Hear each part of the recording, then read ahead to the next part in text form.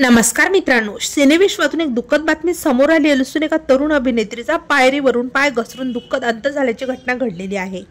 चला तर पाहूयात कोण आहे ती अभिनेत्री। तत्पूर्वी आपण जर तारांगण या यूट्यूब चॅनलला सबस्क्राइब केलं नसेल तर नक्की सबस्क्राइब करा। स्नोड्रॉप या अतिशय हिट टेलिव्हिजन मध्ये झळकलेल्या अभिनेत्रीने वयाच्या अवघ्या 29व्या वर्षी या जगाचा निरोप घेतलाय।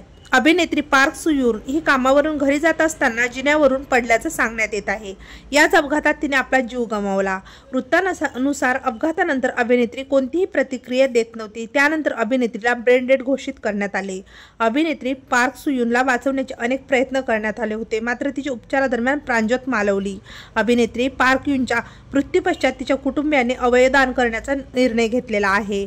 अभिनेत्री पार्क सू-यून यांनी 2018 साली एल टेनर मधून मनोरंजन विश्वात पदार्पण केले। त्यानंतर ती फाइंडिंग किम जोंग उक, passing through love, Siddharth, the डेनी लव्ह अशा अनेक सिरीजमध्ये झळकली होती। तेव्हा मित्रांनो, आपल्या तारांगण या यूट्यूब चॅनलतर्फे पार्क सू-यून यांना भावपूर्ण श्रद्धांजली।